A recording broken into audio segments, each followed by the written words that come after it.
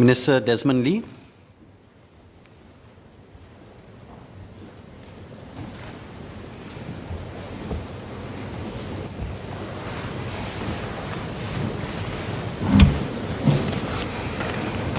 Mr. Chairman, Minister Masagos has just set out our social compact and laid out MSF's key focus areas for the year ahead.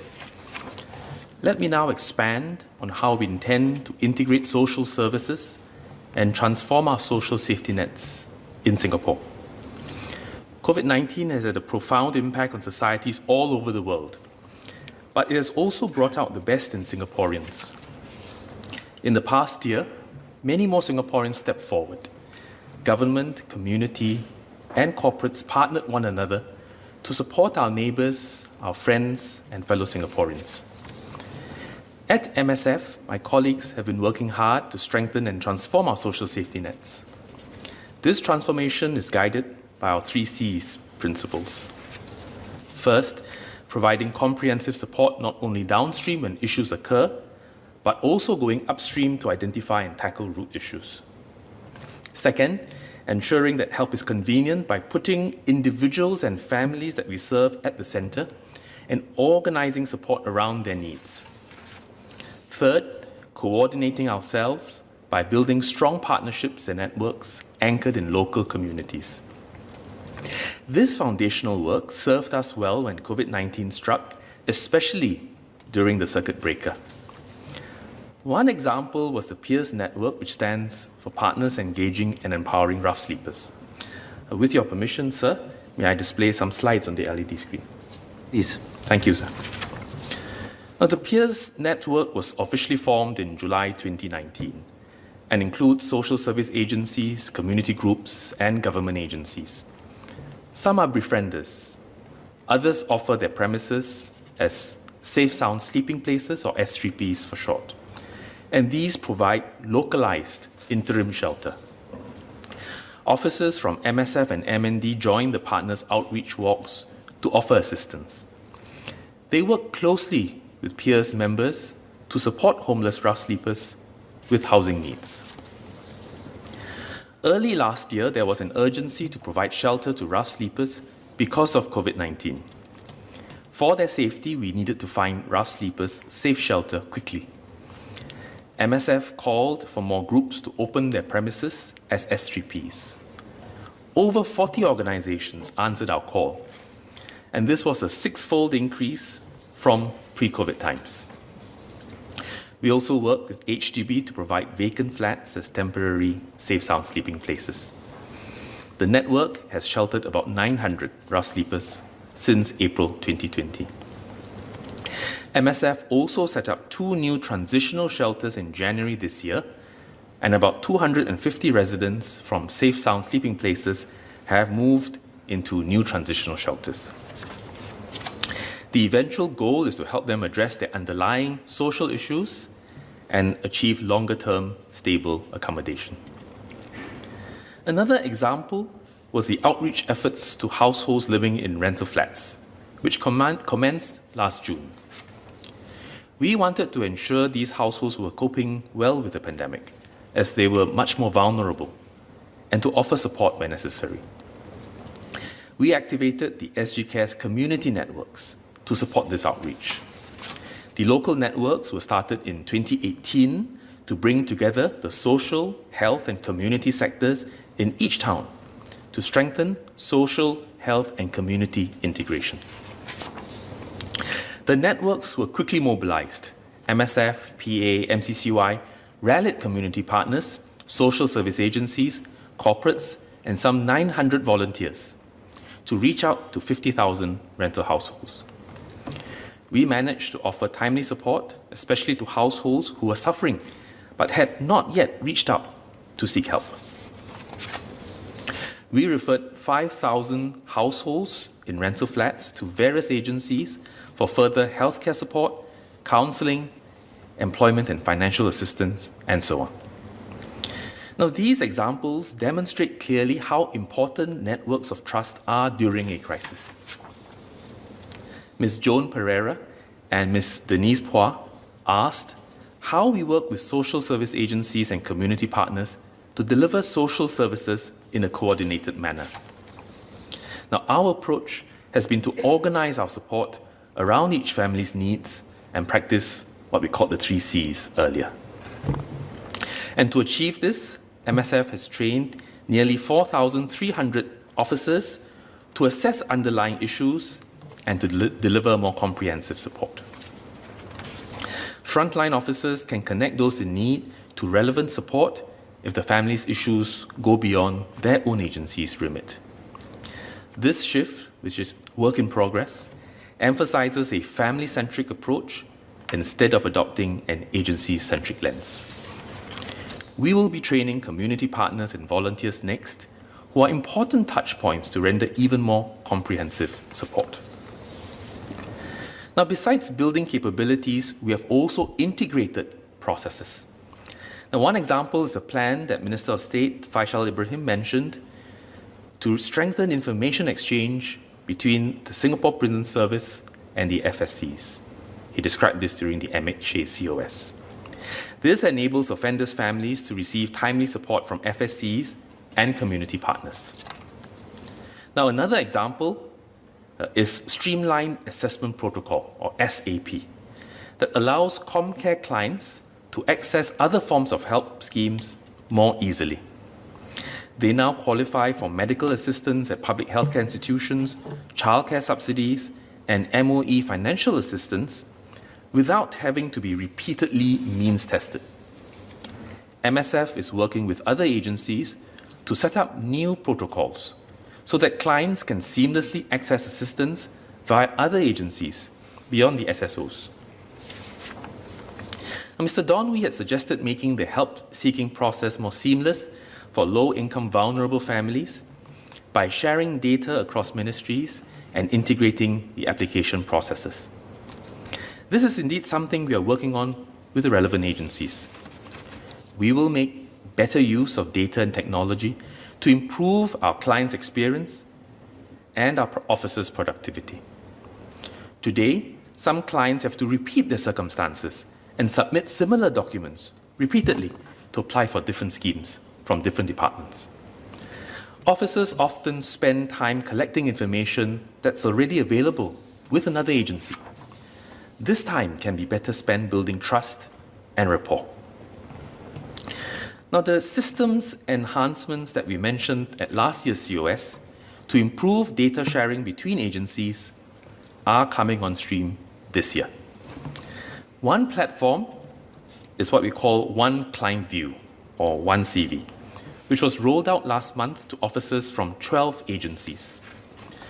In the past, a household who wanted to apply for rental housing, for ComCare assistance, and childcare subsidies, for example, had to submit income documents 3 times to these 3 different agencies.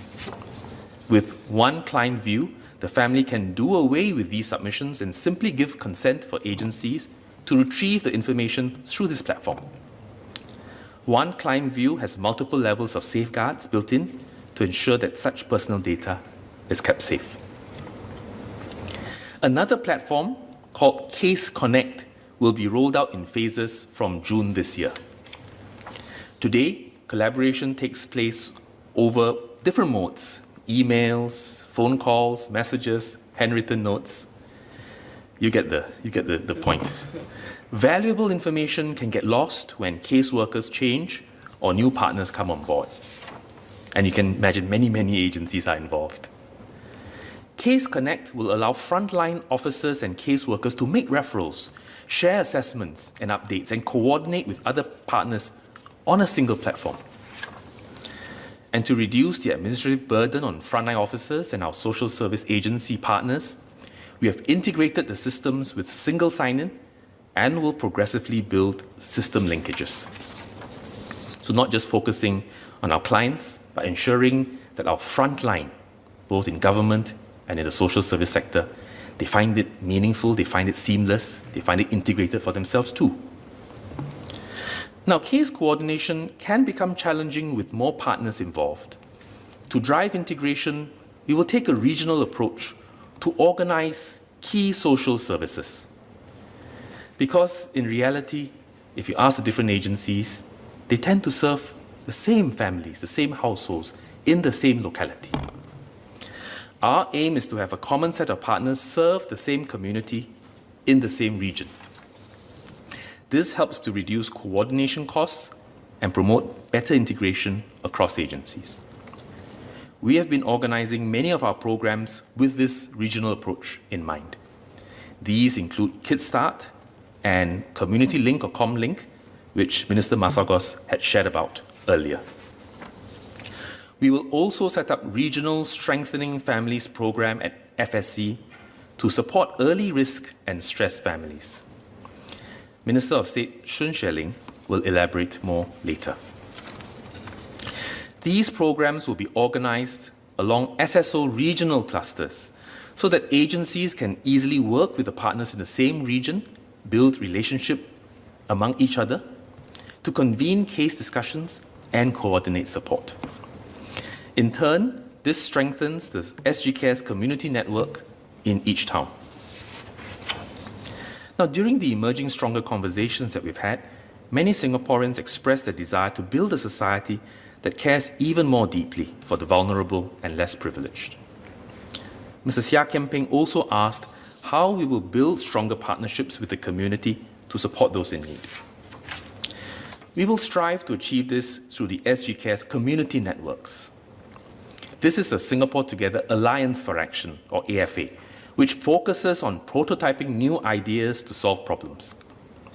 The networks also provide a platform where local partners in a town, both government agencies, charities, social service agencies, and other community groups, get to know one another face to face, collaborate, and over time, build a relationship of trust in the local community. We have seen the collective impact of the networks earlier. And we believe we're just starting to tap on its potential, and we call on more community partners and volunteers to join our efforts. Now, Community Link, or ComLink for short, is a flagship initiative that seeks to pull together the elements that we've talked about earlier. Achieving deeper integration, putting families at the center of our work, being proactive, building strong local networks, and partnering the community. DPM Heng and Minister Masagos had announced the expansion of ComLink earlier. So now let me provide some details, which will also address Mr. Muhammad Fahmi's cut on ComLink's progress and future plans. In 2019, MSF launched ComLink at 4 pilot locations: Boon Lay, Jalan Kukoh, Kembangan Chai Chee, and Marsiling. And since its launch, we have supported 1,000 families with children. Now, Ms. Carrie Tan asked if ComLink is taking an asset-based community development or ABCD approach. Yes, elements of ABCD are in ComLink, but ComLink is more than that. Under ComLink, instead of waiting for households to seek help, we proactively reach out to families with young children who are living in rental housing to understand their needs, their fears, and their aspirations. Listen to their voice. We pulled together data across agencies and used them to identify issues faced by families, as well as assets and gaps in the community.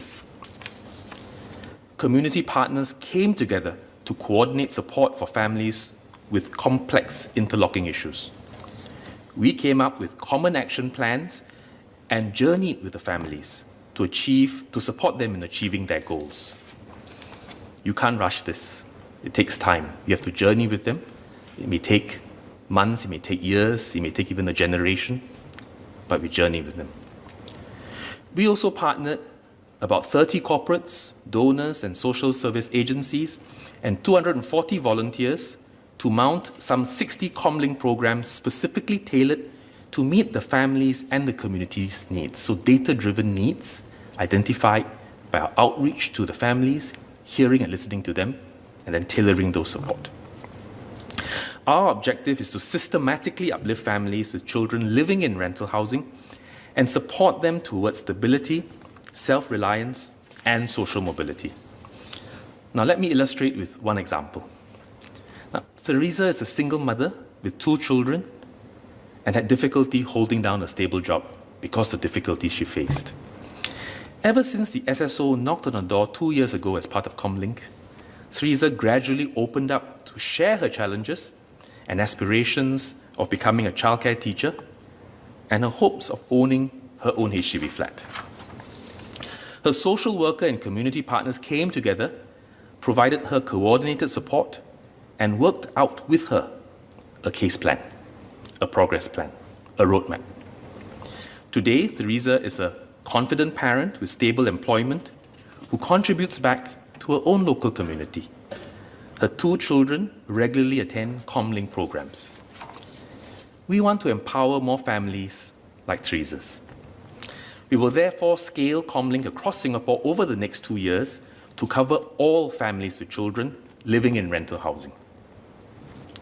We will do so by expanding from the existing 4 sites to 21 towns in the next 2 years to cover 14,000 rental housing families with children across the island.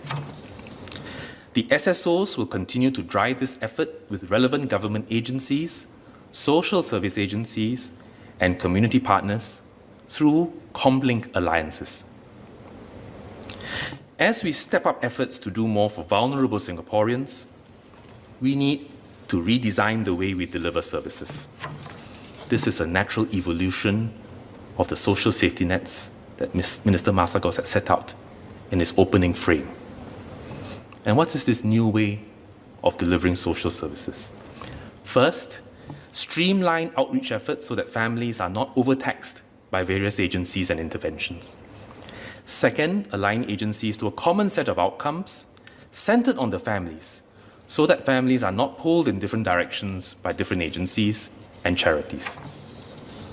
Third, empower lead agencies such as our SSOs and our Family Service Centres or FSCs to exercise more leadership, to stitch together interventions while other agencies support as part of one team. Fourth, provide better signposting of ground needs to donors, to volunteers, philanthropists, and corporate CSR, so that the giving is not just meaningful, but impactful, targeted, and productive. Achieve social impact that many volunteers and donors yearn to see. We are testing out these ideas at selected ComLink communities. Now, ComLink is an ambitious enterprise premised on the belief that government, SSAs, and the community come together at the national level, supported by resources and the right policies. We can make a much bigger impact in uplifting the low-income and vulnerable.